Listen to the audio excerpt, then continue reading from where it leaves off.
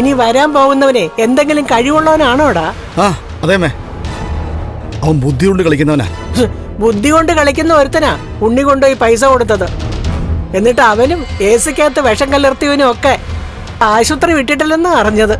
നമ്മളിങ്ങനെ ശ്രമിച്ചുകൊണ്ടേ ഇരിക്കണോ? ഏതെങ്കിലും ഒരു സമയത്ത് നമ്മൾ ആഗ്രഹിക്കുന്നത് നടക്കും. എടാ പ്രതാപ, ഇനി നിന്റെ ദേഹത്ത് ആരെങ്കിലും കൈവച്ച എന്റെ ഒരേ ഒരു മോന് ഞാൻ തന്നെ അന്ത്യകർമ്മങ്ങൾ ചെയ്യേണ്ടി വരും. അതാണ് എന്റെ പേടി.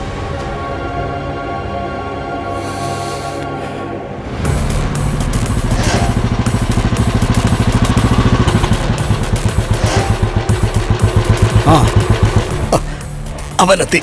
ഓ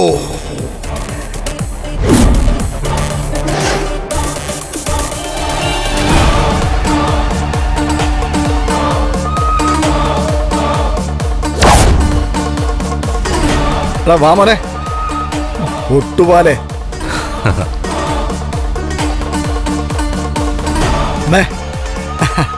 ഇതാ ഞാൻ പറഞ്ഞ ഒട്ടുപാല. എന്താണ് നിന്റെ പേര്? ദിനേശൻ. ആ മനസ്സിലായി മനസ്സിലായി. അല്ല, നീ എന്താ ചെയ്യാൻ പോന്നെ? ഞാനല്ല ചെയ്യുന്നത്, ആ കള്ളസ്വാമിയാ. കള്ളസ്വാമിയോ? അതേന്നേ, അന്തരീക്ഷത്തിൽ നിന്ന് ഭസ്മൊക്കെ എടുക്കുന്ന ആളാ. കണ്ട യഥാർത്ഥ സ്വാമിമാര് പോലും തോറ്റുപോകും.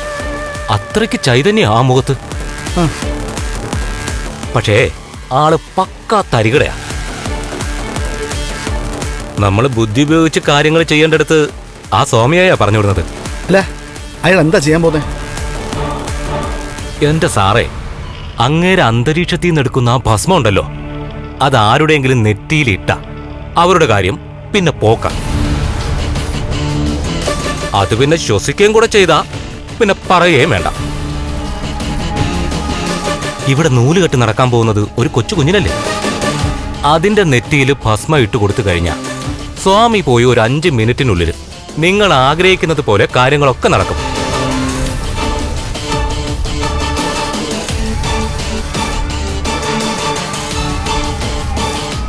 ഇത് നടന്നു കഴിഞ്ഞാൽ പിന്നെ താടി മീച്ചൊക്കെ കളഞ്ഞ് അങ്ങേര് പിന്നെ നേരെ അങ്ങ് തമിഴ്നാട്ടിലേക്ക് പോകും.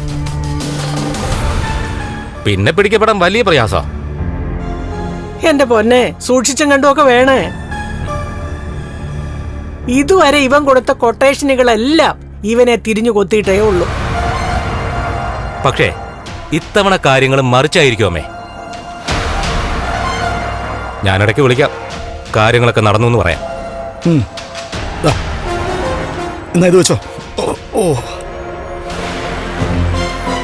പറഞ്ഞുറപ്പിച്ച തുക ഉണ്ടല്ലോ അല്ലേ? ഉണ്ട്. സംഭവം നടന്നു കഴിഞ്ഞാൽ ബാക്കി ഞാനങ്ങ് തരും. എന്നാ പിന്നെ കാര്യം കഴിഞ്ഞിട്ട് ഞാൻ വിളിക്കാം. ശരി സാറേ.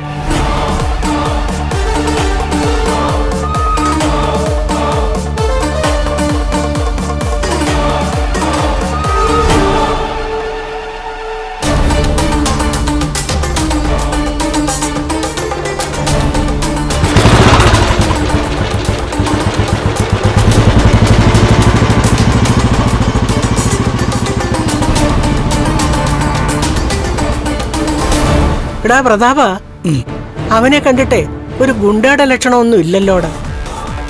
നല്ല ലക്ഷണമൊത്ത ഗുണ്ടകളെയാ ഇതുവരെയും കാര്യങ്ങൾ ഏൽപ്പിച്ചിരുന്നത്. എന്നിട്ട് എന്തെങ്കിലും നടന്നോ അമ്മേ? രൂപത്തിൽ കാര്യമൊന്നുമില്ല. എന്തെങ്കിലും ചെയ്യാൻ പോകുമ്പോൾ തലയ്ക്കകത്ത് ആൾവാസമുള്ളവനെ വിടണം. എന്നാലേ നമ്മൾ ആഗ്രഹിക്കുന്ന പോലെയൊക്കെ നടക്കത്തുള്ളൂ.